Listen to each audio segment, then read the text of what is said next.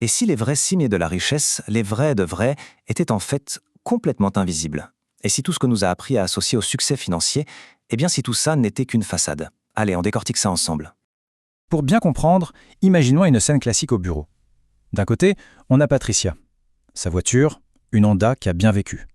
À midi, elle mange ce qu'elle a préparé la veille. Pas de grande marque sur ses vêtements.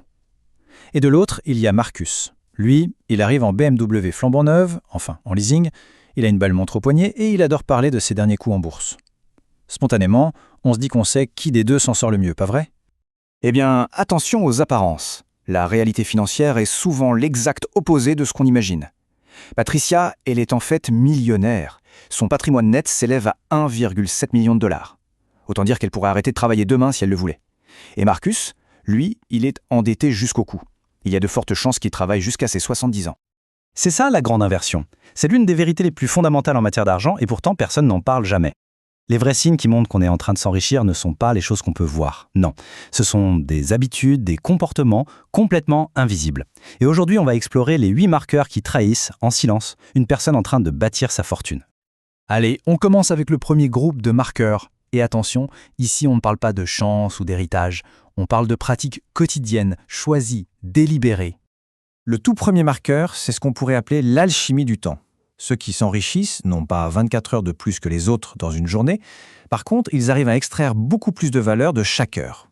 Comment? En transformant le temps mort, vous savez, les trajets, l'attente, en temps d'apprentissage actif. Pensez-y un instant. En moyenne, un salarié passe plus de 250 heures par an dans les transports. C'est l'équivalent de 6 semaines de travail à temps plein. Pendant que beaucoup scrollent sur leur téléphone, d'autres écoutent des livres audio, des podcasts sur l'investissement et accumulent discrètement des connaissances qui, un jour ou l'autre, se transformeront en revenus. Le deuxième marqueur, c'est le travail en profondeur. Dans notre monde de notifications constantes, la capacité à se concentrer intensément, sans distraction, est devenue une sorte de super pouvoir. C'est de plus en plus rare et donc de plus en plus précieux. Ceux qui s'enrichissent le savent. Ils protègent jalousement des créneaux pour produire un travail à forte valeur ajoutée, pas juste pour être occupés à répondre à des emails. Pour eux, l'attention n'est pas une ressource à dépenser, c'est un capital à investir. Le troisième marqueur va peut-être en surprendre certains, c'est l'inconvénient calculé. De quoi s'agit-il? C'est le fait de choisir volontairement l'option la moins confortable, la moins rapide, parce qu'elle préserve le capital. La nuance est hyper importante. Si on prend notre exemple, Patricia ne prépare pas son déjeuner parce qu'elle ne peut pas s'offrir un resto, elle le prépare parce qu'elle choisit de ne pas le faire, après avoir fait un petit calcul très simple. Ce petit calcul, le voilà. Un déjeuner à $12 tous les jours de travail. À la fin de l'année, ça représente 3 000 $. C'est déjà une belle somme, on est d'accord. Mais attendez, la vraie magie, elle n'est pas là. Elle arrive quand on investit ces 3 000 $ année après année. Avec un rendement de 8% sur 20 ans, ce petit geste anodin peut se transformer en 140 000 $. Tout à coup, le petit inconvénient de préparer son déjeuner devient une décision financière à 140 000 $. Ça change la perspective, non? Ok, on a vu comment des habitudes bien précises permettent de libérer du capital. Maintenant, voyons comment ce capital se met à travailler, mais en toute discrétion. Les marqueurs qui suivent concernent la croissance invisible des actifs, la croissance des compétences, loin, très loin des regards. Le quatrième marqueur, c'est l'accumulation silencieuse d'actifs. Le principe est d'une simplicité redoutable. Il s'agit d'envoyer son argent vers des actifs qui prennent de la valeur, des actions, de l'immobilier, avant de penser à améliorer son train de vie. Ces gens-là ne postent pas leur relevé de compte sur Instagram. Ils agissent, c'est tout. Leur patrimoine grossit en silence. Et ce graphique, il est parfait pour illustrer ça. Aux États-Unis, le solde de retraite médian pour les 45-54 ans est de 135 000 $. Mais ce chiffre médian est un piège. Il cache en réalité deux groupes très différents.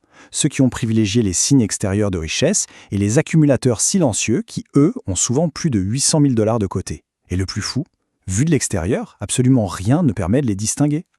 Cinquième marqueur, investir sur soi-même, dans son auto-formation. Attention, on ne parle pas forcément de courir après des diplômes pour les afficher sur un mur. On parle d'acquérir des compétences concrètes, pratiques, qui ont un impact direct sur la capacité à gagner de l'argent. Chaque euro dépensé dans une formation n'est pas vu comme un coût, mais comme un investissement, avec un retour sur investissement bien réel. Prenons un exemple tout simple. On investit 200 $ dans une formation qui permet d'augmenter son tarif horaire de 10 $. Eh bien, cet investissement est rentabilisé en seulement 20 heures de travail. Et après ces 20 heures, chaque heure travaillée pour le reste de sa carrière rapporte 10 $ de plus. C'est du pur profit. On en arrive au sixième marqueur, la gratification différée. Celui-ci, c'est peut-être le plus invisible de tous. Pourquoi? Parce que personne ne peut voir les vacances qu'on ne prend pas ou la voiture de luxe qu'on n'achète pas. Ce n'est pas un sacrifice, c'est un arbitrage conscient. C'est intégrer l'idée que chaque euro dépensé aujourd'hui pour un plaisir immédiat est un euro qui ne pourra pas travailler et générer de la richesse pour demain. Allez, on aborde les 2 derniers marqueurs. Là, on monte d'un cran. On entre dans la gestion financière stratégique, celle qui se passe entièrement en coulisses, loin des regards.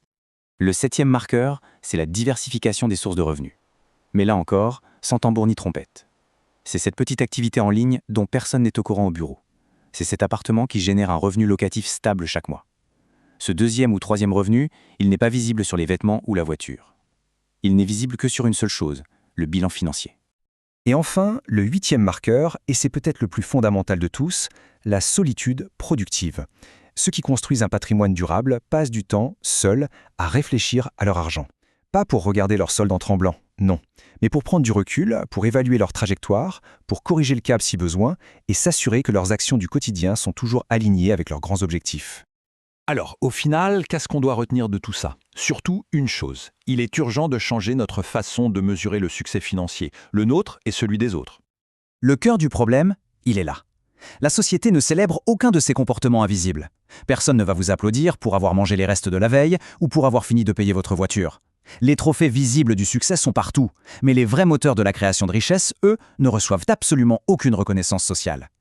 Et à cause de ça, il est très facile de se sentir à la traîne, de croire qu'on fait mal les choses, alors qu'en réalité on est sur la bonne voie.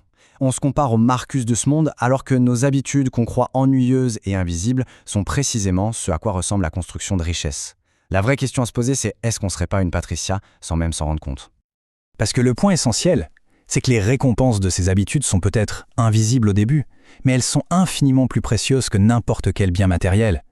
La récompense, ce n'est pas la voiture de sport, c'est la liberté, c'est la résilience face à un coup dur, c'est le luxe d'avoir des options dans la vie plutôt que des obligations. Il faut être clair, ces marqueurs invisibles ne sont pas des prix de consolation pour ceux qui ne peuvent pas s'offrir mieux. Ce sont les véritables engrenages de la machine à créer du patrimoine. Le message est simple, il faut arrêter de se mesurer à ce qui brille, à ce qui est visible, et commencer à s'évaluer sur ce qui compte vraiment, sur ce qui construit, brique par brique, un avenir solide.